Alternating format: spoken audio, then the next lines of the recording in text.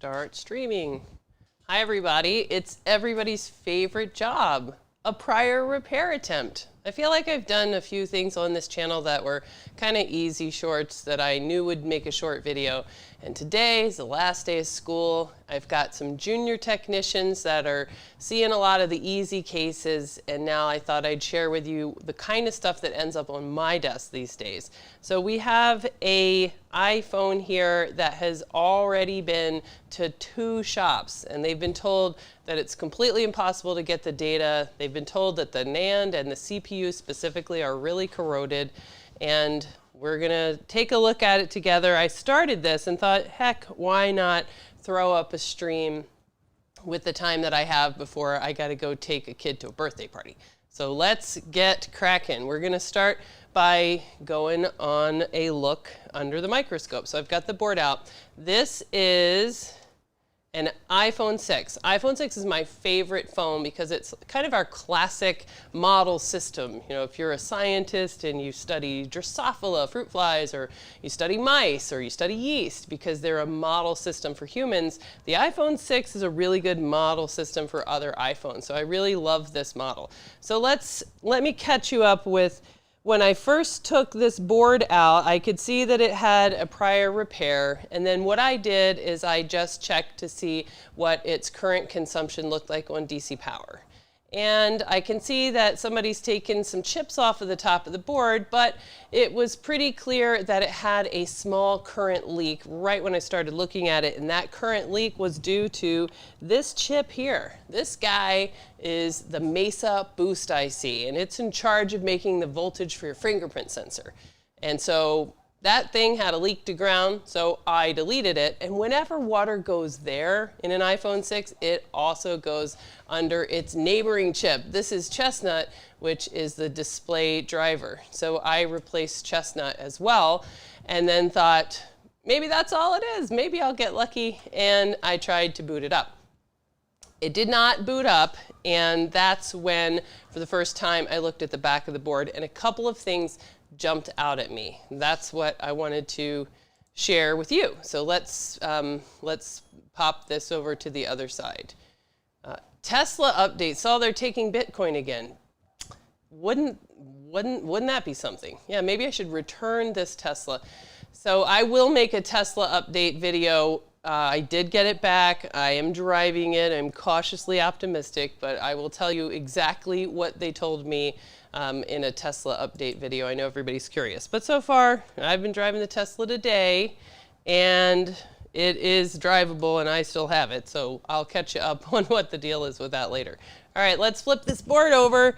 Dun, dun, dun, dun. There's a lot going on. So let's sort of take it from the top. We're going to review this prior microsoldering. So prior microsoldering just complicates everything. We've got somebody has deleted a capacitor here. That would be something you would do if you were troubleshooting a VCC main short. So they deleted that. They deleted an entire row of components that are part of the audio IC circuitry. They deleted the audio IC itself. They deleted a couple of VCC main capacitors over here. They don't have on a touch IC at all. They are missing some components here, here, and here. It looks like the Stockholm chip. What do you guys think? Has that been off the board and put back on? Hard to say. Normally they don't have these little chunks missing at the corners. We are missing a whole bunch of capacitors. These are all VCC main capacitors for around the power management chip. These are 2 VCC main capacitors. So it sounds like they knew they thought they had a VCC main short, and they just said, we're going to take every capacitor off this board, which doesn't really make sense because it was pretty obvious that it was right here under the Mesa chip. It was like a 10 milliamp draw. So I'm not really sure why they went hog wild on this. Missing some capacitors here, and then here, and then this one right there. That one I want to come back to. See that right there? This guy in the 1, 2, 3 position, that's a guy you can't take off. That's why I wanted to do this video, so that we don't, you guys see me flicking capacitors off all day long.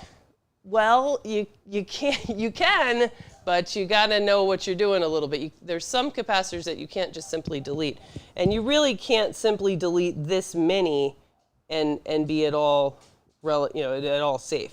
All right, they've been over here, and we can see some work. I know I've made a video about this position before. This is a completely opposite presentation. These two guys, one is a capacitor, and I hope they didn't swap them. I'll have to look into that. But this is part of the PP1V8 always, or this is the reset line for the CPU.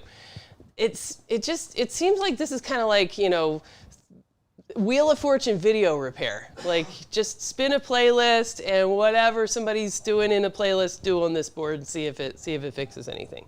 So I'm not sure why somebody was operating there. Then let's see what's going on. We've got a relatively untouched, normal-looking NAND area with some corrosion. Nobody has ever bothered to change TriStar, which is fine. But then this is weird. It looks like this may well be a replacement Tigris chip, but it's missing all this stuff around it. Just like, what's up with that? I'm not really sure. Now this I want to talk about on the schematic. So we're going to come back to this area as well. They took out some guys around the baseband power management chip. And then down here at the end of the board, this is a pretty classic place for corrosion. They've taken out the vibrator driver and a whole bunch of related components. They've taken off the speaker amp and a whole bunch of unrelated components. And then they've taken off these guys, which are another thing that really jumps out at me. So 3 things that jump out at me on this board is A, here by the speaker amp, B, stuff around Tigris, and C, chestnut's nut. So let's jump in to the schematic and kind of explore what we might find with these problems here and what we're going to do about them. So let's go to the schematic. Somebody says they used it as a donor board. I don't think so, because the chips that they took off, they're places where water goes in the iPhone 6. So it just sounds to me like kind of a Wheel of Fortune approach. All right, let's go to the schematic itself. So let's pull up the schematic. Let's make sure we're all looking at the same thing. All right, so let's start by going on an exploration of the Tigris area. So let's look for, isn't that on the page with vibrator motor? Yes. Here we go, Tigris chip area, so U1401. So U1401 is technically on this board right now, but all of its buddies are missing. So let's take a look at ZXW so we can kind of get an idea of what we mean by that. So let's go find U1401, this guy. And now we're missing all of these components on the board. So let's compare that. Actually, we might have to spin the board around so that it matches ZXW. It's always such a challenge. All right, here's the board. So we are missing on our board this large capacitor here. I don't think you guys can see my cursor, right? You can see my tweezers, but not the cursor, right? Large cap. We're missing this MOSFET. We're missing this guy. We're missing some of this stuff and air. So let's see, how does that match up? What are we actually missing according to ZXW? We are missing, not that. Man, it is a challenge in spatial awareness to have all of this green screen stuff going on. We're missing C1417. We're missing Q1403. We're missing C1322, but they left behind R1390.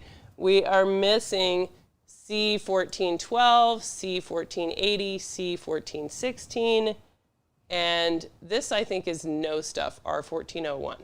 All right, so now let's take a look and see what might the consequences of that be. So let's go look over at U1401 back on the schematic and see what the deal is with that. Let me check to make sure we're all tracking. All right, here we go. So here's U1401, and U1401's job is to take the charger voltage. So when you plug in that 5 volts of charger voltage, U1401 is the charging chip. So it's got to listen to mom and dad. Mom is right here. Mom is battery SWI. It's got to listen to the battery and make sure the battery gives it a thumbs up. It's okay to charge me. And it's got to listen to dad. Dad is right here. Dad is the TriStar chip. The TriStar's got to give it a thumbs up and say that charger's good. So if it gets a thumbs up from mom and dad, then good old Tigris is going to take that charger voltage, that 5 volts from the charger, and it's going to drop it down a little bit. It's going to buck convert that down to about 4.3 volts, and then that 4.3 volts is going to create VCC main. Now here's this guy here, Q1403. Q1403 is a connection between VCC main and battery VCC. So with that thing on the board, you could imagine that if you have a big balloon over here with 4.3 volts on it and a little balloon over here, which is a deflated battery with like 3 volts, and you put a big balloon and a little balloon, you kind of connect them together, that you're going to end up bringing that charger voltage, the battery voltage up to match VCC main. They'll equalize, and that is battery charging. So Q1403 is part of that process, presumably. However, you can take Q1403 off the board, and that same concept will happen within Tigris because the chip itself is connecting VCC main with battery VCC. Conceptually, I like to talk about Q1403 as sort of this path between the battery and main, but you can relieve that. You can get rid of it, make it open, and the thing will still be able to create VCC main from the battery through Tigris. However, that's kind of relying on Tigris function. So what I'm going to do to skip over the fact that Q1403 is missing, I'm going to put a wire here. I'm going to connect together. I'm going to hardwire battery to main just so that I can rule out any problems with Tigris function, since Tigris is missing a bunch of crap. So that's what I'm going to do there. So this is problem number 1, which is the Tigris area is missing a bunch of stuff, including missing the MOSFET. So I'm going to skip all that by simply hardwiring main to battery, shaking hands. And experimentally, I've done that before. I've said what happens if you put a wire there and the device will boot and charge. It would lose some of its ability to trickle charge and control charging, but I don't care about any of that for data recovery. So here we go. Now we need to look and be very specific about what we want to connect here on the MOSFET. So let's actually look at the schematic so that we can be sure. All right, here's the schematic. What we're going to do to kind of reroute, we're going to do a mod, right? We're going to go crazy. We are going to connect battery VCC. Let's connect, C123, and we're going to blob that together with main, which is A23, B123. So basically, we're going to put a big blob of metal together, connecting everybody except for A1. A1 is the gate for that MOSFET controlled by Tigris. So we're going to blob together everything except leave out A1. So big blob, no A1. So where's A1? Let's head over to ZXW and say, where is A1? A1 is the thing that we're going to skip. So A1 is down in the corner. So we're going to blob together everything except A1. And it's going to look like this. So I am going to do that, and we're going to see. Hi, says Victor and Kiki Hobby Repair, and I can see a little bit of chat while I'm doing this job, which is fun. I still need to kind of work out a good solution so that I can see you guys and talk to you guys and see what's going on. Long time watcher, first time I catch you live from Paris, France. Welcome to the stream. I'd love to be able to do more streams, now that we've got some, we finally have gotten to the point where our intern this year is phenomenal, and our intern last year has come back for the summer. So we've got all these college kids coming home to work as junior technicians, so that I can have a little bit more time to do things like live stream and fun stuff like that. So I'm really excited for summer. Also a little bit more time to go on vacations. I'm going to go to visit my family in Baltimore, Maryland this Thursday. So I'm looking forward to, I'm going to take the girls to the National Aquarium. And it should be a really good summer. Today is the very, very last day of school. It's been a rough year for these guys. And they are finishing up. And summer begins. All right, so all we have to do, we just got to blob, right? We blob together everybody except for A1. So everybody wants a Tesla update. At Tesla update, I'm going to make a Tesla update video. So scroll back. We talked about that a little bit a few minutes ago. All right, so here we go with problem number 1. We have at least sort of informally solved. So now let's go on a hunt. Let's go scroll down the board this way and let's look at all of this missing stuff. So I know for sure from doing experiments that you can absolutely take off vibrator driver, and no, the board doesn't care.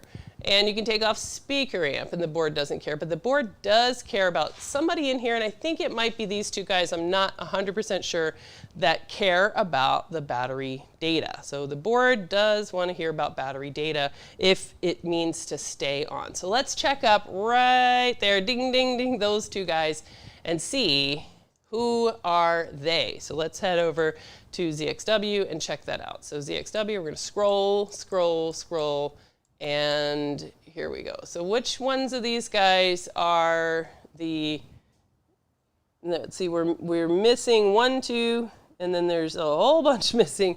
So we're missing this guy, which is battery VCC. That's not battery data. And then let's see, speaker amp we're missing, speaker amp we're missing, where we have these two resistors. This is speaker amp, and oh yeah, this guy, we need to have these filters, this guy we're going to need in order to use the charge port, which we're going to need if we need to offload data. So let's check to make sure FL1854 is indeed there, and FL1804. FL1804, let's see, is this guy. He's still present, so I think we're okay there. But I want to look around in this area of missing guys and make sure that we are not missing something important. Ooh, this guy might be one of them. Let's look up this kind of ugly looking dude. I feel like somebody in this neighborhood is my battery SWI line dude. Is it this guy? Who are you? Show yourself. Let's find out. We're going to scroll a little bit up. And the guy that is in bad shape is which guy? Man, that's hard. When everything's missing off the board, it becomes really hard to tell. All right, the guy that's in bad shape is this guy, and he is, oh, nothing important. This is a baseband receiver chip. So the guy that needs to be there is this guy. Battery SWI FL2511, which is next to the big cap that's missing, next to the chip that's missing. So let's check on that and make sure that he is indeed there. So we've got the chip missing, cap missing, and this guy, ding ding, that winner, he is present. Now let's just kind of glance up at that whole row and make sure that there's nobody there that we desperately need. Let's go to ZXW so we can look them up fast and easy. And these are all just a row of capacitors for battery VCC. Somebody was really working on a battery VCC. They took off all of battery VCC and pretty much all of VCC main. That's a lot. I'm not sure you can get away with that. You know, you certainly can't get away with that long term, but we'll see about data recovery. And I'm not sure why, because it wasn't what was wrong with the board. The joy of prior repair attempt. Okay, so we've looked around in this area, and I don't see anybody really jumping out at me. It looks like these two guys that I was concerned about at the bottom, it's the neighbors that we actually need, and the neighbors are still there. So we're going to say, all right, we got the most important guys are still here in this area. Let's go to spot number 3. So we're going to whiz up the board this way, ding, ding, ding, ding, ding. And we are going to look here, right? So we're going to look in this position 1, 2, 3, where we have a whole bunch of missing guys, but the one that's jumping out at me is the guy, oh, that's rough. Rough. This guy right here, right there, this guy. So 1, 2, 3rd position. So let's look that up because I know for sure that you cannot knock that guy off the board and have everything hunky-dory for data recovery. So let's look up where is that guy and what does he do? So let's go on a hunt. Let's find him. 1, 2, 3. C1554. Anybody know? Who is it? C1554, chestnut PPCN, chestnut PPCP. This is chestnut's nut. So let's go find C1554 on the schematic, and we're going to drill down on it. C1554 and say, what does he do? He looks like a guy just like everybody else that's knocked off the board, so why is this guy such a big deal? And here we are at chestnut, so we can learn why do we care about C1554 but nobody else? And that's because unlike every other capacitor like C1541, 1569, all of them, right? They all have in common 1 foot on the line and 1 foot on ground.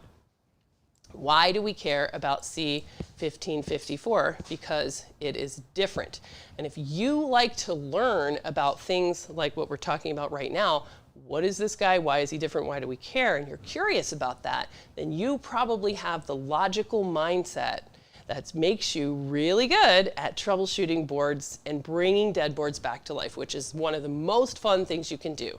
So look us up and come out to training so that you can sit here with me and the other folks at iPad Rehab and learn how to do this with your own hands, your own brain, and we will walk you through our practical board repair school, 5 days, and it runs pretty much every month. Go to iPadRehab.com and click training, and you can see all the details and when the next course is. I think there's still spots for August, and we just listed our 2nd ever MacBook course. We had so much fun last week when Tim was here that he's coming back for September, and we're gonna do MacBook class number 2. So it's gonna be super, super exciting, so check that out.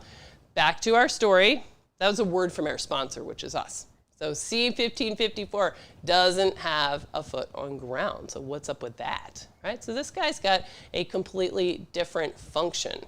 And if we look overall, like what does this chip do overall? Well, let's see. What's the input?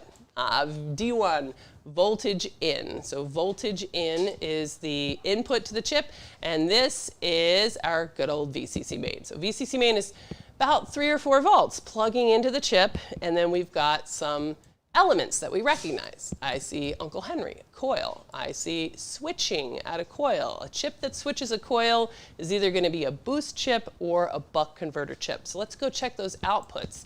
The outputs looks like they're all power outputs, and we look PP5V1, 5V7, 5V7, they are all boost outputs. So this is Chestnut, a boost chip whose job is to take main and convert it into these higher voltages to go power, image, and touch. So that's what this guy does. And how does he do it? Well, he listens to mom and dad, right? He listens to control and regulation, but then part of the mechanics of how this chip is able to actually create these voltages, where what's weird about them is that these two are both 5.7 volts called sage, but one is negative and one is positive. So this little special cap is a charge pump that's able to flip that voltage upside down and create a negative voltage. Now you need to have that for touch. So C1554 is required, and without it, Chestnut cannot do its job. We don't have it on our board, right? It's been straight up ripped off on purpose by somebody just knocking stuff off the board left and right. So that is a mistake that somebody made with prior microsoldering, and it's our job to recognize that. And remember, this board has been to 2 shops, so 2 folks have stared at this and just said, that's fine. So you can't take every capacitor off the board. And in this case, if we want to recover data, we need image and touch, so we're gonna have to find a replacement. So we gotta put it back. Now it's gonna be a little bit complicated because just like our other favorite thing about prior microsoldering, this guy has been ripped up and is now missing a pad there. See that? This is a blank spot. Nobody's home. So we've got a pad here and we've got nothing here. However, we can tell that the little via that leads to chestnut is right there. So we're gonna have to place a guy on here and then solder a teeny tiny wire to it. And that's gonna be a challenge. So let's jump in and get started with that challenge. So I'm gonna click over and see what's going on with chat while we do that. Hey, Travis put a sign up link. Thanks, Travis, you're a rock star. All right, chestnut's nut. Yes, it's chestnut's nut. All right, so let's see. What do you think we should do first, chat? Should we make the jumper and then place the new capacitor, or should we put the new capacitor and then make the jumper? I could go either way. Either way, it is going to require a little bit of flux and some making of puffy pillows. Chris Long suggests that we use these things that are hilariously named solder lugs, which is an option. These are the little sticker from China of fake pads, but I think that's pretty much overkill. I don't know. What do you guys think? Every now and then, I mean, this is definitely not going to be a board again, so I don't think I can be bothered to do that. But what I can do is just put a little jumper wire. But you could replace this pad. Maybe it's a good example, I don't know. Should we do it that way? Should we use the Wiley solder lugs or just make a wire? What do you think, chat? We'll leave it up to you. I will look to see if the solder lugs available at iPadRehab.store. Did you guys notice that iPadRehab.store is our new Shopify website where we made it slightly less all over the place than our regular supply website. So these solder lugs you can look for on iPadRehab.store and check them out for yourself. Lug would be nice. Trace repair first is more sturdy, but for data it'll work. For data, quick and easy. I don't know. Well, let's look at the solder lugs and at least ask, do they come in one that is the size that we need, like a replacement pad that is this size of a square? So let's check it out. So we've got these, this is the copper pad stickers that then you have to kind of solder on and attach with green. So they're primarily for the use, and you can see I've done it twice, and I'm actually a pretty good fan of this. And I have a video that I will never edit. Maybe I'll edit one day. Maybe I'll get a summer intern that's going to edit videos. These I use to repair traces on the iPhone 10. I don't know, man. I just trained the intern yesterday to do the ball smash method, so we will see. I don't see anything on here that is big enough to be a replacement pad. I mean, I guess one of these, maybe. Oh, let's see. What the heck? Let's try it. We're going to end up having to do a jumper anyway. Well, let's just rip up one of these and see what it would look like if we were going to be bothered. This is good for repair, long-term repair, when there's not very much wrong and you got to make something good again, right? So we could put this pad on here. We could attach it to that little via and then solder the new capacitor right onto it. But to be honest, I don't know that if it didn't work, I'm not sure I would say, well, then misdiagnosis. I would say I'm not really sure, I'm not 100% sure that it's able to make electrical contact, and I don't really have a good way to test it. So I'm going to go with no solder lugs for today. It's, silly. All right, but what I do definitely need is an exact match of Chestnut's nut. So Chestnut's nut, I'm going to stare at Chestnut's nuts, and I'm going to do a nut examination. It is a 10 microfarad capacitor, so I got to match that, and it's got to be rated for up to 10 volts, so I got to match that. Size, I could match, I don't really have to, but we'll go with that. So C1554. Since it's a good old iPhone 6, who doesn't have a donor board laying around for an iPhone 6? I got a donor board, an exact match of the iPhone 6 right here, and I'm going to just make it super easy and harvest that exact capacitor. So nothing better than that. I will make the camera a little bit more crisp. There we go. And you can see how, like, these guys, you can knock off him, knock off him, knock off him, knock off him. But this one looks the same as everybody else, but he's special. Chestnut's nut is special. You can't just knock him off willy-nilly.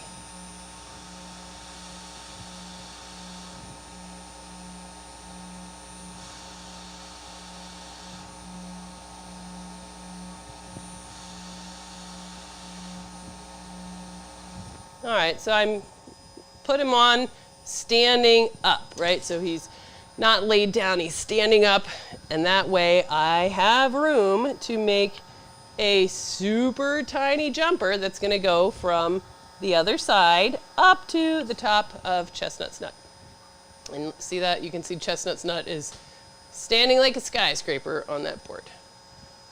All right, so now let's dig up some jumper wire, and I think I'm just going to use whatever jumper wire is closest to me right now without having to actually get up and look around for anything. All right, let's see. Seems quite big, that brand new pad. That one is, but that's the one that I picked. Brad brought me some jumper wire that's not the kind that I want. But listen, here's one thing you've learned. You can't even say the word Brad on stream or Brad will freak out. Let's watch. Hey Brad, do you want to come on camera? Silence, crickets. Do you know where any of the jumper wire is that's just like the stuff I don't have to bother tinning? Not in front of me, so we're going to go with a good old 44 gauge insulated wire, which now we rarely use since we started converting to the jumper wire available at iPadRehab.store.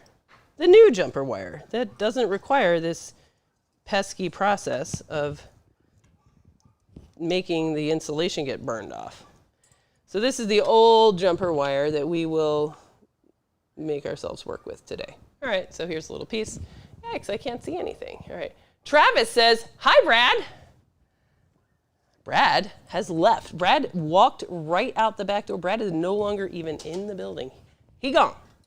Brad does not like, he would not, we tried to make a testimonial video, another thing that maybe I will edit one day for the MacBook course, which was so much fun. It was just such a fun week. I mean, we fixed a ton of stuff. And we're like, hey, let's make a testimonial video. So I was like, hey, Brad, just sit with a camera and just like ask a couple of questions. It'll be fun. He was absolutely not. So no Brad on camera, ever. Even behind the camera. It's a giant no. All right. So I've tinned this little bit of wire, and let's see about putting it where it goes. All right, so we're gonna do the side. Can you see that? Let's check. Call him, text him. No, we're not gonna bother Brad. Brad fixes MacBooks. He's already fixed 3 or 4 MacBooks today. Although I would like to put some of the MacBook stuff on stream because it's new and different and fun. So maybe I should lay down the law. All right, so we're gonna just attach. There we go. We got one side of Chestnut's nut. This is like doing a reverse vasectomy on this iPhone 6. So that's really what I should have called this video. I wish that I had the ability to actually make edited videos that were cool, that had the right name, which would just be, you know, like we're soldering an epididymis right now, right back on Chestnut's nut. That's pretty much what's happening. There we go. Done. And we're gonna wiggle off the excess. All right, there you go, folks. Look at that. Let's look on the angle so that you can see what happened here. Look at that. We have a wire that is going from the torn leftover trace. Here comes the wire up to one side of Chestnut's new nut. Brand new nut for Chestnut.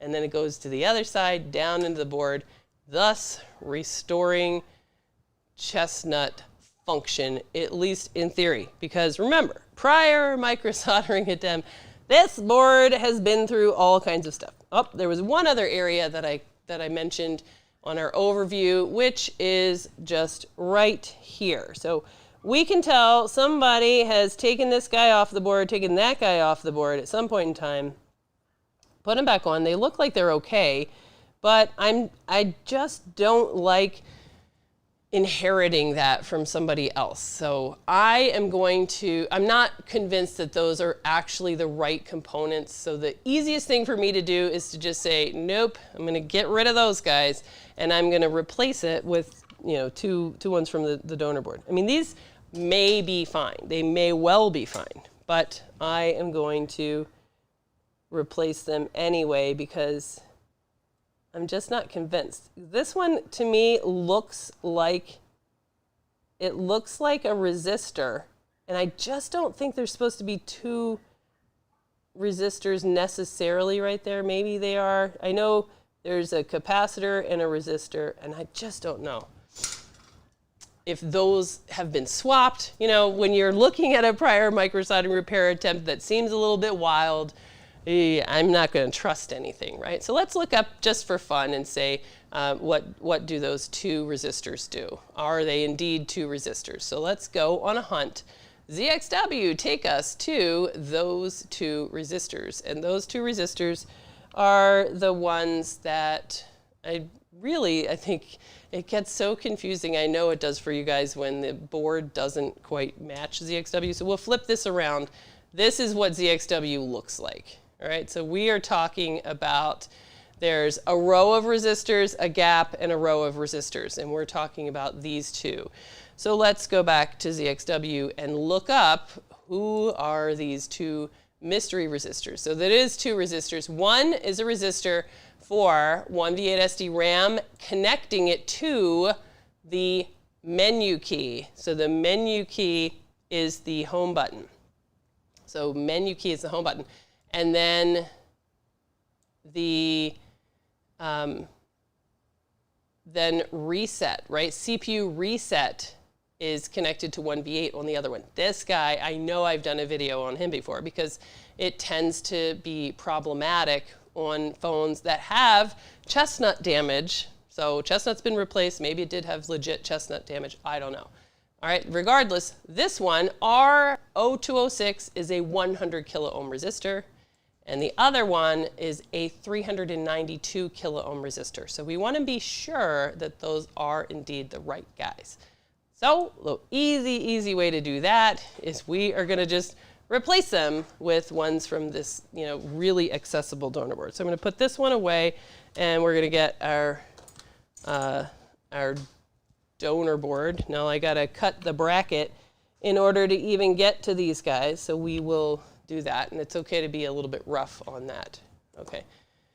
I should clarify what software I'm using to show you diagrams for the iPhone. We are showing you software available at iPadRehab.store. You can go to iPadRehab.store, click around, and search for the word ZXW, and you will see exactly what we are using. And it's a subscription that you can buy a subscription, and Katrina will send you a code for your license, and there's a blog article on our website on how to set up your own ZXW, and you too can look around at the intricate iPhone stuff. This is all stuff that fell off a truck in China. A guy in China found on the side of the road and put on the internet. There we go.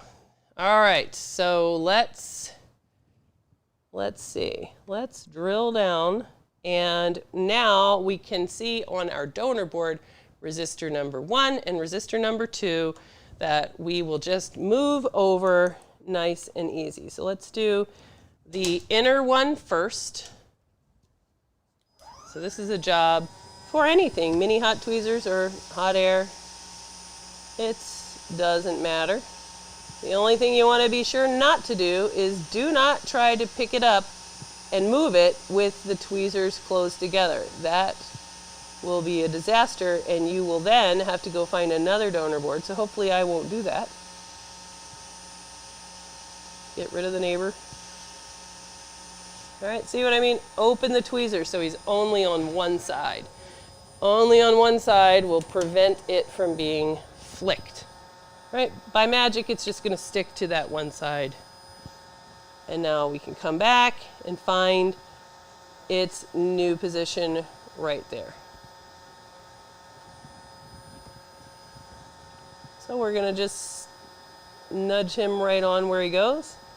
And I think even though it is kind of a heat cycle that is unnecessary, I am going to solder him down just because the whole point is to have the exact right guy and not lose him. So I'm going to turn my airflow down a little bit.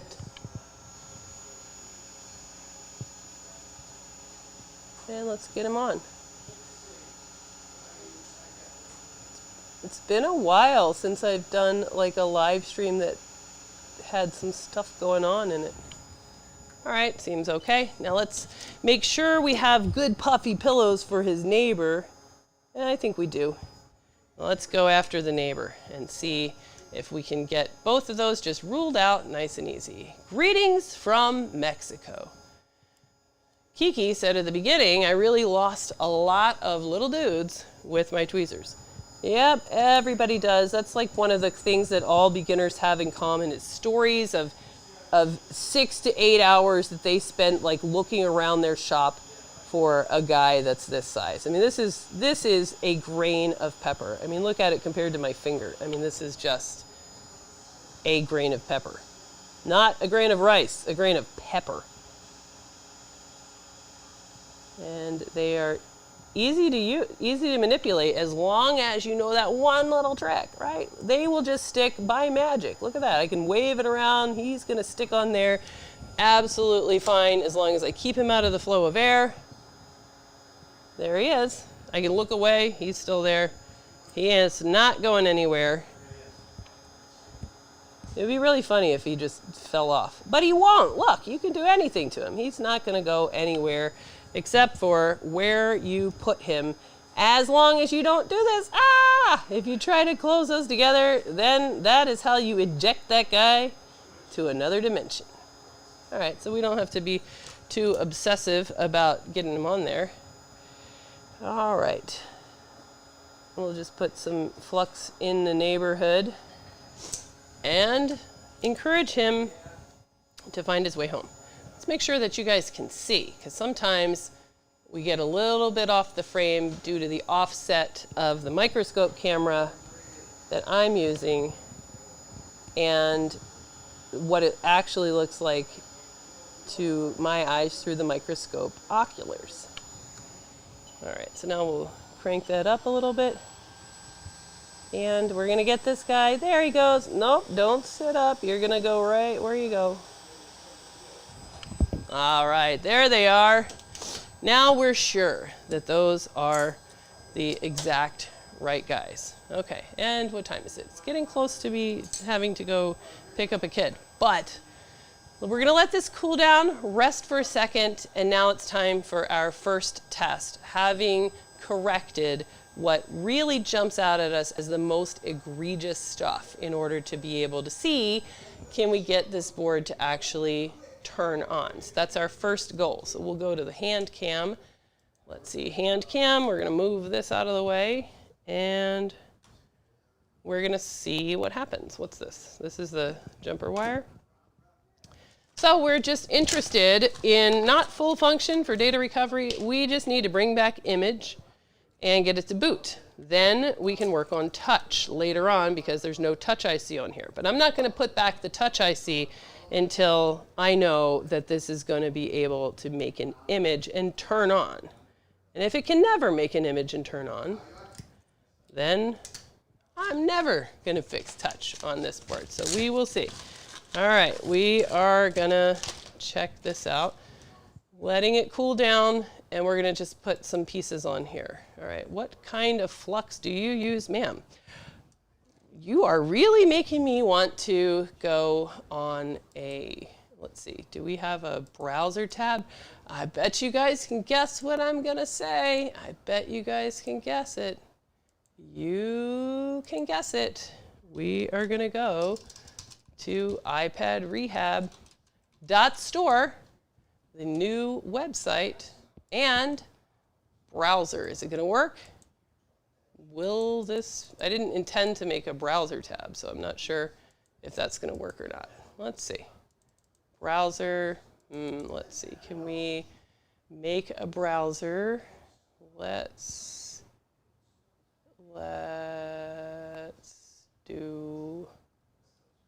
see, let's delete that. Let's add something new. We're gonna add a window capture. And the window capture is gonna be called browser. And let's see. Oh, it's gonna work, look at that.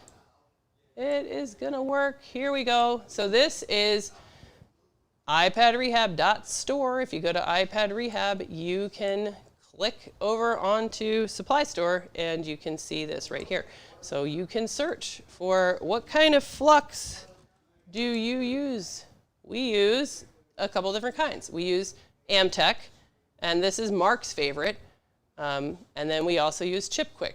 I personally couldn't care less. I will also use anything that's in front of me because I don't think it's that big of a deal. And then, why does flux is part of that when you search that? But I really put like a lot of time. I'm super happy with the little graphics that I made. Aren't these so cute? Look at these little collections. The perfect start, everything you need, the small tools, diagnostics, and things that you need to work on the different things. So everything that you ever see us using on stream, everything that I use, you can get at iPadRehab.store. Easy as that. Cool enough to test. And let's see what we get. So I'm going to go ahead and connect it to the DC power supply so that I'll be able to know if there's a short circuit or if it's brain dead or it's boot looping or what the deal is, or if it looks like it's booting but has no image. And then we will see. All right, so this board still has quite a bit going on, but we've put out the biggest problem. So this is our first test. Prompt to boot. Does it make an image? It looks like it does not make an image. And it looks like it, according to DC Power, it kind of wants to boot, but it is hanging out at 100 milliamps. That's not good. Let's check to see, is it in DFU? Let's see. And it's not detected in DFU. Boo, boo, boo. That is not my favorite. All right, so what we're going to do is I'm going to try a different screen because I feel like this one is one I had used the other day and said, I'm not sure about this screen. So let me try this screen. Second screen just to see what is it going to do. And I think I'm going to do something where I prompt it to boot a second way. So sometimes I try to see if I get the same result if I prompt to boot through USB, which is asking Tigris to function, which I might want to rule that out, versus what happens if I ask it to prompt to boot just with the power button. So let's prompt with the power button. And let's see, I see a backlight. You guys see that? Look at that. There's a backlight. And it looks like it has a little bit more signs of life that way. Yeah, that looks like it could be booting, but I don't have any image. No image. Yes, backlight. But it's unclear whether or not it's hanging on Apple logo or not. So we need to bring back image in order to be able to really get a sense whether or not it's booting. But this is cool. Look at that, guys. Let me turn this off so that you can see. Look, there's a backlight. Do you see it? The little LED strips, they're all lit up. backlight. And it looks like it could have signs of life. That looks like it could be normal, but I don't have image. All right, well, I don't like not having image. So we're gonna have to try and figure out why do we not have image, which is pretty much a separate project. But let's find out. I think what I'm gonna do, I think I'm gonna replace chestnut really quickly just to rule that out. And then we would solve a new problem. Why do we have no image? Diode mode in the connector, see what we can find. And this is the glory of working with prior repair attempts. So before we go too crazy, I think that we should just rule out, I think I'm gonna replace both chestnut and Tigris because this board behaved differently when I prompted to boot by USB and when I prompted to boot with the power button. So the one that needed Tigris function, which is in an area that looks pretty beat up, I don't trust that either. So I'm gonna just have to replace work that I didn't do myself that I don't trust. All right, so we're gonna just, it has a replacement chestnut and I can't remember, it might even been one that I put on. I think I did actually, yeah, because I remember when I started this, I was like, oh yeah, we're gonna replace Mesa Boost because Mesa Boost had a short, and while we're at it, put on a chestnut. So I'm pretty confident then that this chestnut is fine, but maybe not. Let's find out. Let's treat it, let's rule it out so that we don't spend a whole bunch of time on something that is an easy to solve problem. It is very easy to just replace chestnut.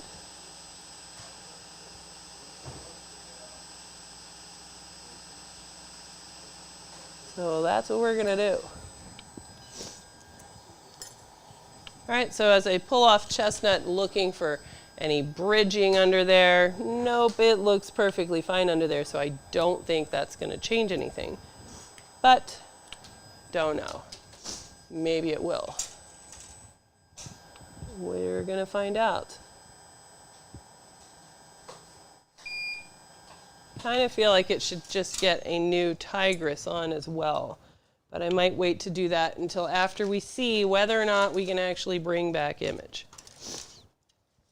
All right, here is chestnuts. Chestnuts roasting by an open JBC. All right, and I'm pretty sure that chestnut goes just like that, but I better check on that.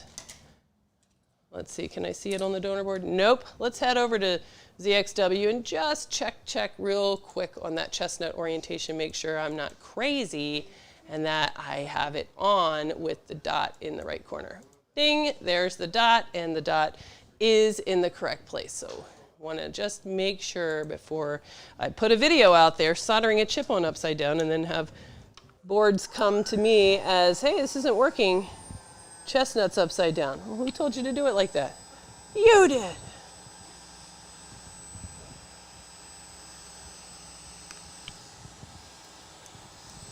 Let's get this new chestnut right on there.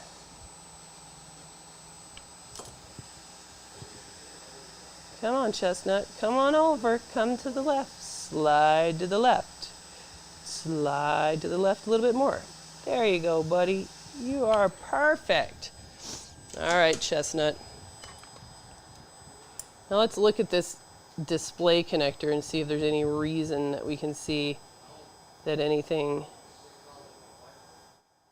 isn't. One of these is supposed to be a filter. Why is this already lifted up? Somebody's been here. Oh man, I used to have so much of the iPhone 6 memorized, but it's been a while since I had to really dig into one. Yeah, this guy's a filter. Are you okay, buddy? Are you okay? All right. Let's just make sure we have no image, and then we will get out the good old iBridge, which nothing's easier than the iBridge to figure out image problems in an iPhone 6. All right, hand cam. Let's check and see what we have going on now with test number 2. All right. Oh, is Tim here?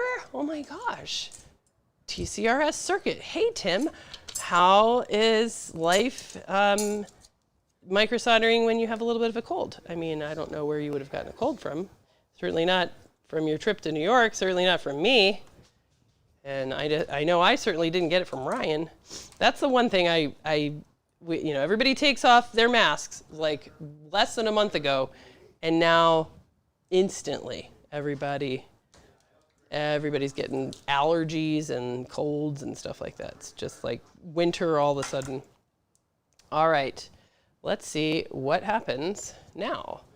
Do we have any signs of life, and does it do anything? Does it do anything at all? Let's see. Oh, it doesn't like something. Let's see. Well, we have backlight again with no image. Backlight with no image. And hard to tell, but maybe booting. Time for the iBridge. Now we're in a race against the clock. Can we keep trying to solve this new problem before suffering from the man flu? No, not the man flu. You'll be fine. Man flu is pretty rough, but you'll be okay. So I'm going to go grab the iBridge, and we will see whether or not we can get this. Already been to 2 shops, been in another country, and then it came here. Will it be 3 strikes you're out, or will we be able to bring back image? Let's go find an iBridge and find out. Brad, where's the iBridge for iPhone 6? Over here? All right. Yeah. Look at that. Super organized. Wow. This is like the greatest Easter basket ever. It's all of the iPhone stuff for course week that we pulled out of the student stations so that we could do MacBook week. iPhone 6 iBridge. All right, let's check into this.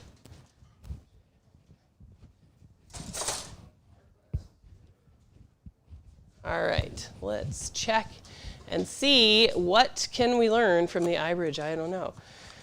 Ask Jessa if she's going to pay you for not going on camera. Tim did go on camera. What are you talking about? Tim went on camera perfectly fine. Tim is a rock star. Tim's stuff about being shy, that's all fake news. Tim is a perfectly sociable and normal dude and a great joy to have around. All right, so we've plugged in the iBridge, and we can't wait for Tim to come back and visit us again. Oh, by the way, Tim, guess what Brad did today? Brad has fixed like 4 MacBooks. He is rocking it out of this pile. Hand cam. So here's the iBridge that we can plug right into that image circuit, and then we can just diode mode around and see if we can find anything that is short or open that shouldn't be, which could be all sorts of things given the little bit of rough handling that this poor iPhone 6 has had. Did I push the wrong thing? Is that working? All right, so we'll go under the microscope, and we're going to follow this piece, goes to the image circuit. Let's flip it around so that it makes sense. Here we are, image. And let's start seeing what we can find out in diode mode. So I'm going to park my red probe on ground, and I'm just going to go down the row. I'll start down here at the bottom. Ground. And I'm getting 400, 400, ground. 400, 400, ground. 400, 400, ground. See how fast this is? Love, love, love the iBridge. Everything's okay. And how are we doing here? Normal, normal, nothing short or open. All right, this one is measuring high, but it's supposed to measure high. So in that case, I'm going to flip the probes, and it is measuring OL in that direction and OL in this direction. And I'm pretty sure that that's because it goes to Touch IC, which is off the board. So we'll skip that one. That one is normal, normal. This one is reading OL. Not normal. It's supposed to be 16. It's supposed to be 600, not OL. Multimeter says OL, not 600. So we're going to do an investigation on pin 24. All right, and what about this guy? Also reading OL. So these may also be going to Mason, which is not on the board. I just don't remember off the top of my head. All right, normal, normal, normal, normal, normal, mostly normal, not connected, OL, normal, normal. Okay, so we're just going to make sure pin 22 and 24, which are measuring OL, over limit, so much resistance I can't compute. Let's make sure that those guys actually go to the Mason Touch IC, which Mason Touch IC is currently not on the board, which would explain that. But if they don't, then we might have a problem to solve. So let's go on a hunt and figure that out. So let's go to, let's go to ZXW. And let's click on 22 and 24. Here's 24, Sage to Touch. And the other one, Sage to Touch. And let's see, these guys go to this resistor, and ding, they go to the chip that is not on the board. So that explains that one. And let's do the other one. So we just followed, connected the dots on pin 24. How about pin 22? It's gonna likely be the same thing. Flip over there, and it goes to, ding, ding, ding, also goes to the chip that's not on the board. So now we know why that is also open. All right, next up, voltage testing. Let's figure out, are we actually missing some of our image voltages or not? So we're trying to figure out, is this a data problem or a power problem? I don't know. Let's figure that out. Let's do a quick little visual exam, though, as we kind of dig into that problem. So nothing jumped out at us on diode mode, which is perfectly fine. So now let's kind of look around here and make sure that we have, oh yeah, my carefully built guy is okay, but I can see now that I got to be more careful when I put the board upside down because he is a skyscraper. Yeah, so we're going to measure some voltage like on his buddies. I kind of want to leave it this side up from now on. We'll see. Okay. I wonder if they replaced the power management chip, since it looks like they were really working in that area. Okay, let's do a voltage test. We're going to check on those image voltages. But in order to do that, we need to have a screen. I think what I'm going to do is put this thing up on blocks. I'm going to put my iPhone 6 up on blocks. Here's my blocks. I'm going to use 2 Q-tips so that I can make sure that my little chestnut's nut isn't pressing onto my blue mat. There we go. Look at that. Now we're up on blocks. Can you see it? Just like my redneck roots from the eastern shore of Maryland, where chicken houses and corn are the letter of the law. Okay, so let's go plug in the iRidge once again. And I just heard Brad say that class helped a whole lot. And he was talking about fixing MacBooks. So good job, Tim. All right, there we go. Now we're going to roll on out so that you guys can see where we're going to measure. Now, we're not going to get any screen voltages unless we plug a screen in. So over here, I'm going to plug the screen in.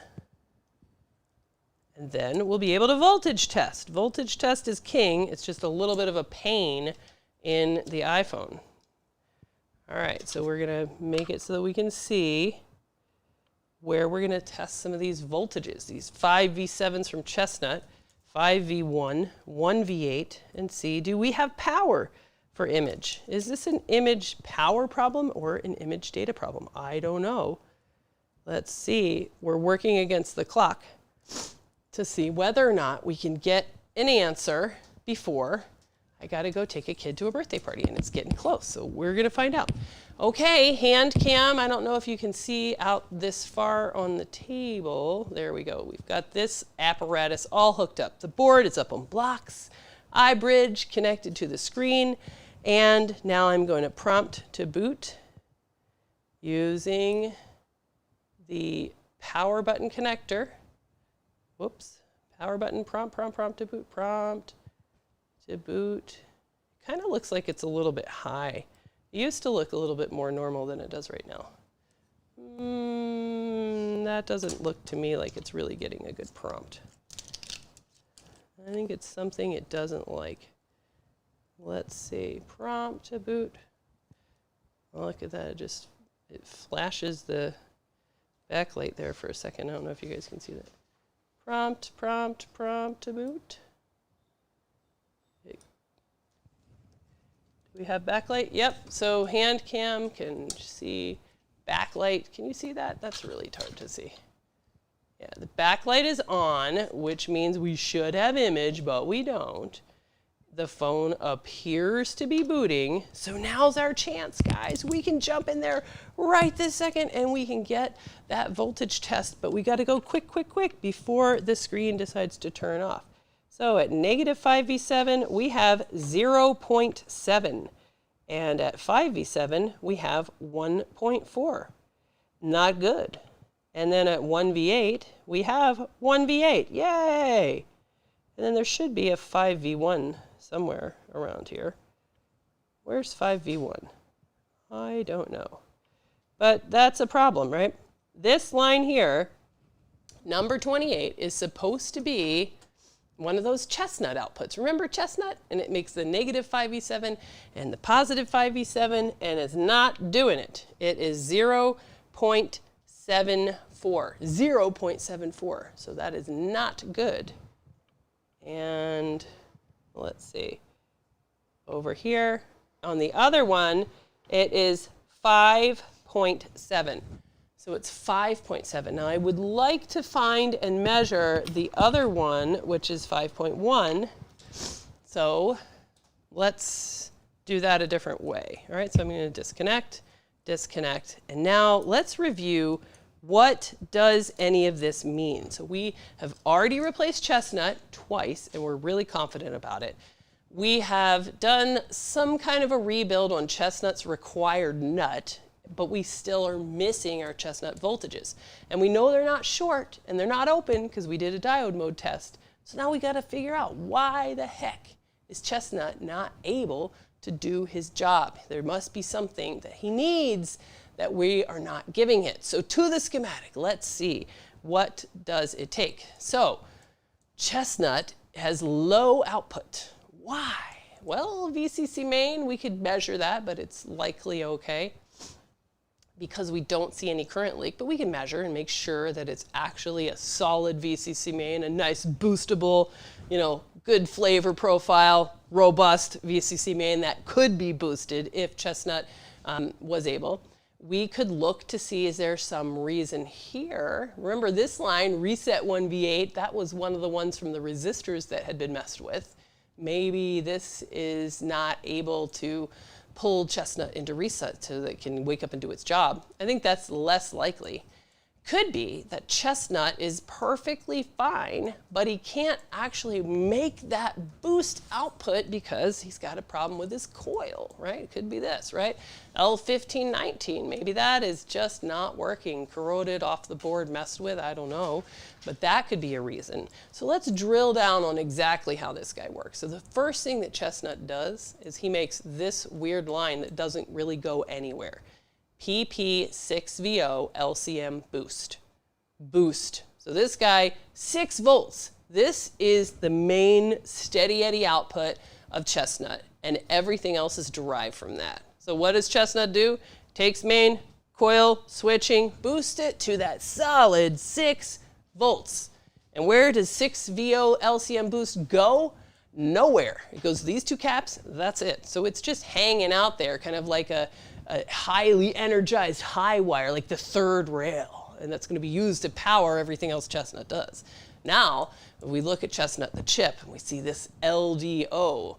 LDO, that's a word that means take something that's a high voltage and drop it down. So the rest of chestnut, this little corner of chestnut, takes that third rail, that's 6 volts, and squeezes it down to exactly 5.7, flips it to negative 5.7, and then squeezes it down to 5.1.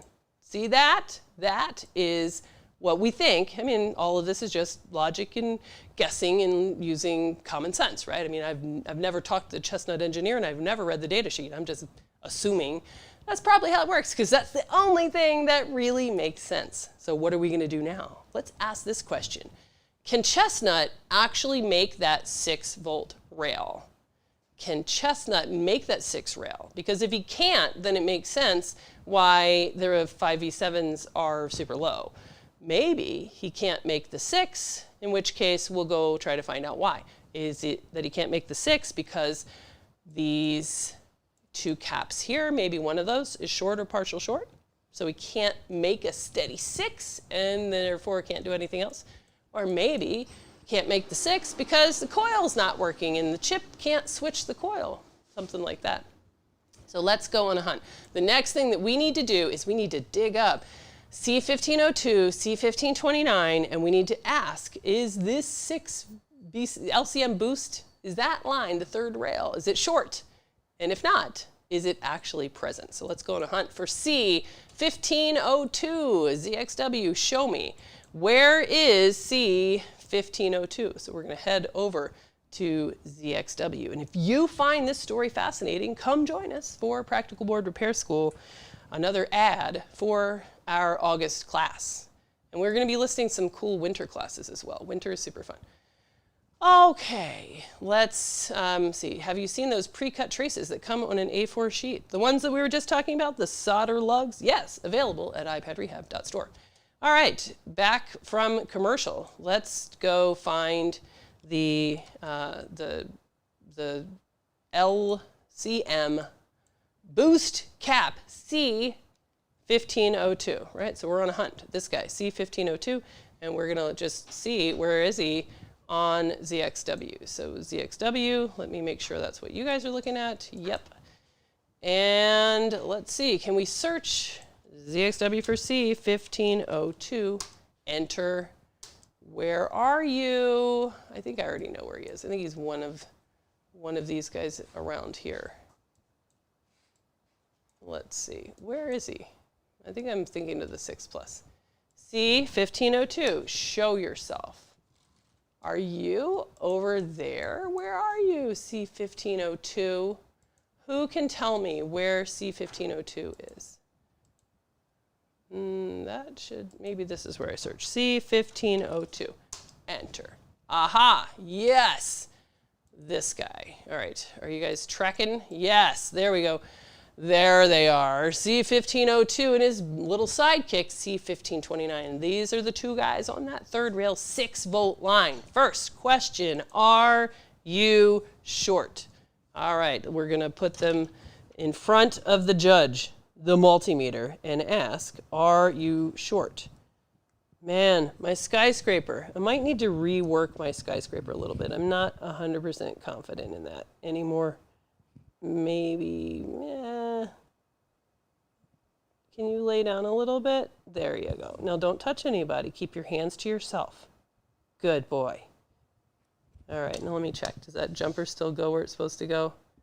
Yeah, it does. Yeah, it's still fine. All right, electrically solid.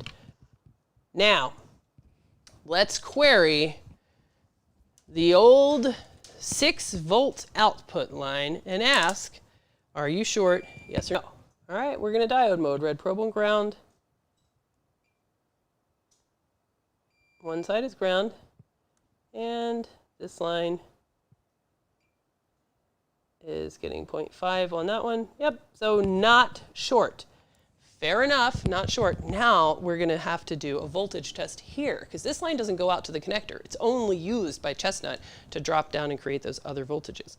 So that means we're going to have to set up our voltage test again. And we can get rid of the iBridge, I think. In order to do that, I got to have a screen on here. So Keep this thing up on blocks while I connect the screen, just to avoid skyscraper damage, if you know what I mean. And plug in. This is silly to be wasting time saying, well, let's plug in the touch screen when there's absolutely no Mason Touch IC on the board at all, but we'll do it anyway, just out of sheer human hopefulness. All right, so now with the screen plugged in, I'm going to flip this over so that we can take our straight up voltage measurements. Just don't want you to touch anybody, okay? We're going to take our straight up voltage measurements right about here. Ding. And that is going to match on ZXW exactly here, which is PP6V0 LCM boost. All right, so now we got to fire this sucker up again. And that means I need to get a battery connector. Man, the Frankensteining that goes on with this stuff is off the hook. So I've got to hook together a battery. Okay, lay down, be good. You can do it. Nobody's going to hurt you. I'm not going to let anybody touch you. All right, you're just at the doctor's. It's going to be okay. Everything's fine. No need to worry. Now it's going to be really challenging for me to get to my power button because it's on the other side of this. That is going to be a challenge, so I think I'm going to do it another way. I'm going to just touch the power button at this guy. Does that do it? Is that where it is? Oh, is it this guy? Yeah, there we go. Same difference. Oh, got to prompt it for a little bit longer than that. Prompt, prompt, prompt to boot, prompt, prompt, prompt to boot. All right, and now let's see. Do we have, I see my backlight, but no image. Survey, do we have 6 volts here on my chestnut caps? Yes, I do. Yes, I do. All right, well, in that case, what do we have here? Negative 5.8. What do we have here? Too hard to tell. What do we have here? 6? 6. All right. Very good. So why do we not have 5V7 out of the connector? Let's see. I'm pretty sure we can find some other places to measure back here and figure out what's going on. So let's just go to ZXW and hunt around and just see. All right, so you down here are supposed to be PP5V7. So let's measure that. The bottom one is supposed to be PP5V7, and the one above the skyscraper is supposed to be PN5V7. So let's just see if we have those 2 rails now. All right, so with these image ones, it's really tough because you got to keep the thing awake. You got to have the screen absolutely awake. So let's go back and say, do we make 6? Whoops, do we make 6? Calling 6, yes. Do we have 5V7? No. Do we have 6? Yes. Do we have 5V7?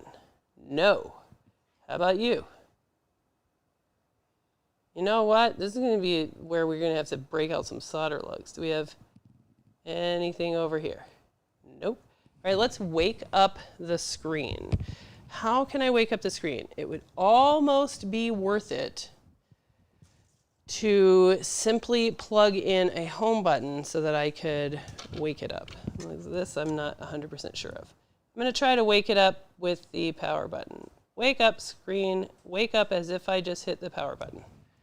Okay, now let me just confirm my image voltages. Let's see. You got to work so quick on these before they go to sleep. Nope. Oh, there it is. 5V7. And how about here? Nope. Negative 5V7. 5V7, negative 5V7. Okay, so now we do have those chestnut voltages if the screen is awake there. All right, let's see what phone is ringing around here because I don't want to get in trouble. Do you know where my phone is? What's that, Brad? Brad said no, for everybody that was wondering what Brad. Oh, here's my phone. I don't want to get in trouble.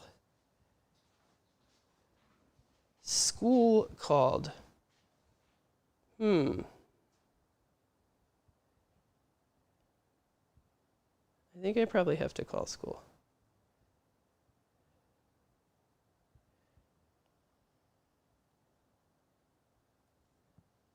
Yeah, I have to call school.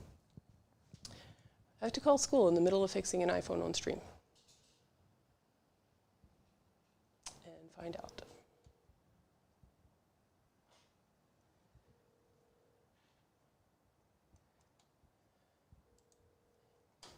When I'm done calling school, we're going to chase down that other chestnut output.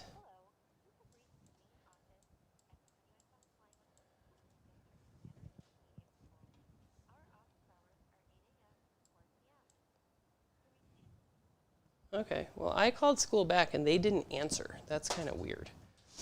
All right, C1541. I'm guessing that's just a confirmation about who's going on the bus, but I got to go pretty soon. We'll give it another 10 minutes. All right, here's the other line that I want to know about. I want to know about PP5V1. So we have confirmed that we have PP5V7, these two, and I want to know more about PP5V1 and this other PP5V7. So I want to look specifically at PP5V7 LCM because that means screen, and PP5V1 grape because those guys may be my image voltages. So let's go measure. Let's find C1569 and C1541. So C1569, which I'm going to write down because I'm just tired of forgetting this stuff.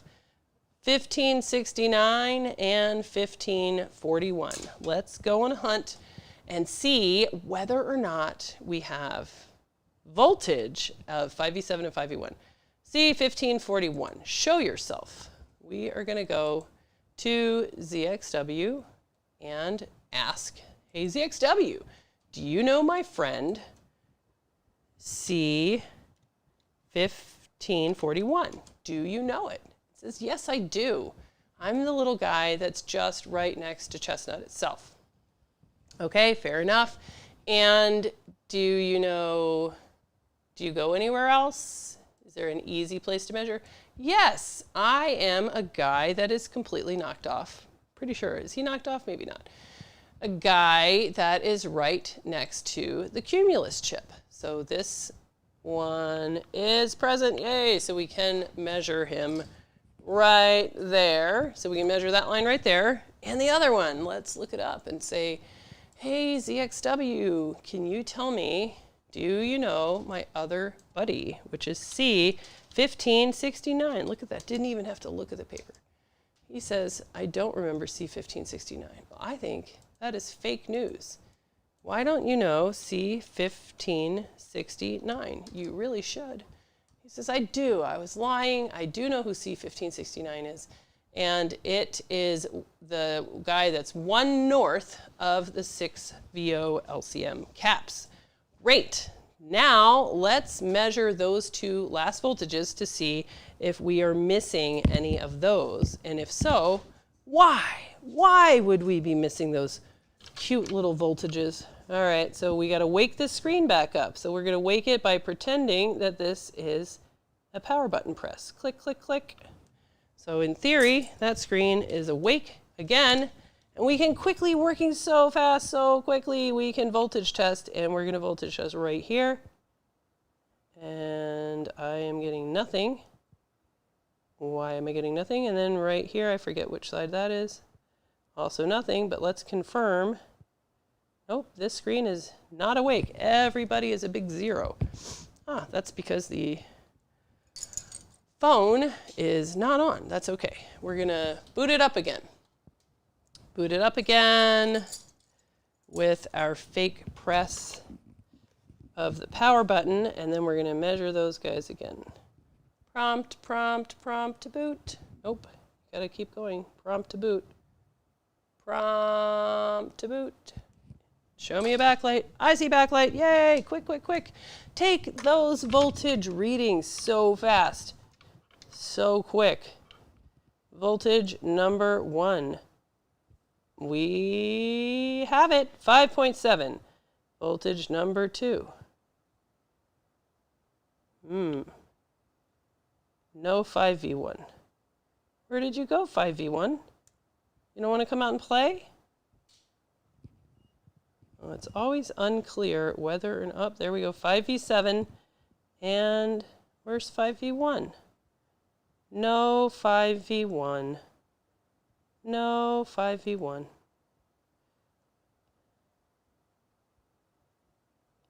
Okay. Yeah, 5V7 is there. 5V7 is there. 5V7 is there. No 5V1. Now 5V1 I feel like might be a touch related voltage that is maybe not there because we're not even working on touch. So I am going to do a little bit of digging. So let's go back to the connector. And I need to be sure that I actually have my 5V7s that are being produced. They should be arriving at the connector. So I'm wondering if I just missed them for some other reason. And there's my other little 5V1 guy. I think 5V1 might be touch related. Oh, there's some nice little lung screw damage. Well, that's fun. Yay! If it were in the other hole, I would definitely be concerned, but I don't think there's any long screw damage in here. That would be funny if it was like, oh yeah, it's just classic LSD, but I don't think so. All right, let's go back to the iBridge, and I just want to convince myself that I'm actually not getting some image voltages. I betcha that I am, and that they were low because my skyscraper cap was not up on blocks. I bet you that's what's going on. I bet these are going to be there just nice and perfectly fine. Which means that all of this chestnut story doesn't matter, and we got to find another reason to not have image. Whew, which I'm not sure if I'm going to be inclined to solve that or not. Because it is possible, ladies and gentlemen, to get data from an iPhone 6 with no image, because it is a check-rainable device. And we can use some forensic tools, which are super fun, to enter in the passcode via a computer. So only on the check-rainable devices. And they have to be on a certain iOS, so I'm not sure how old this one is. But let's see. All right.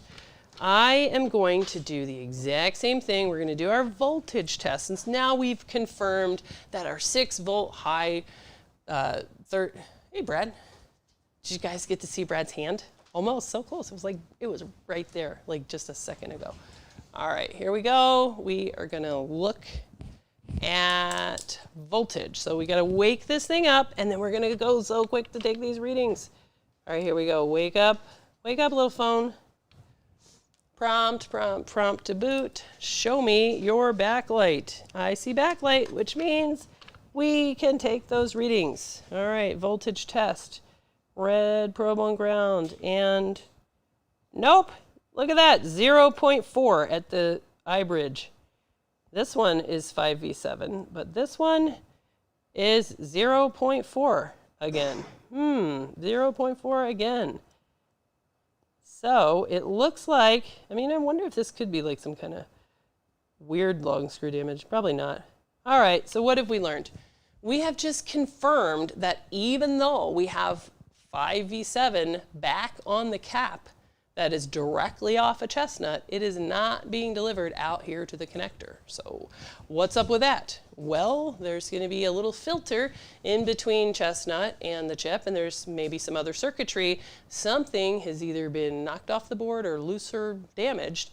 So what we can do is we can just run a wire. Why don't we run a wire from the 5V7 caps where we are measuring 5V7 and deliver it ourselves right here.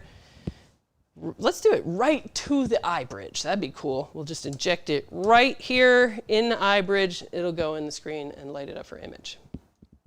Cool idea, but I am out of time. So I think I'm going to cut this stream here, and then I will come back, do it, and then review it. And let you guys see what happens to the exciting conclusion of what does it look like when you have to work after not one, two shops in front of you that tore up a board. It looks like this, and I want you guys to let me know, the streams like this that, they're often like too laborious to finish in one session. I mean, it's not fun, right? Because you don't really get to an ending. Like, I got to go take a kid to a birthday party. That's just what's happening. Mom first. On the other hand, it kind of gets boring after a while, it seems, on streams that are just like, here's another easy problem, here's another easy problem, makes it look too easy. I don't know. Let me know what you guys think in the comments, anybody that is following along. And I will finish this and let you know one way or the other. Maybe I'll put that on my Tesla update video. I'll update this one. We'll do an update video. All right, so I'm out of time for this, and I will let you know in a follow-up video what did it actually take to bring back image on this prior microsoldering repair attempt. And don't be surprised when you send your phone to iPad Rehab for Data Recovery and I say, hey, there's a prior microsoldering repair attempt, that you don't get to pay the same low family-friendly data recovery prices if you do this to it, because it's a lot harder. And that's it. All right, I will talk to you guys soon with this same phone when we figure it out.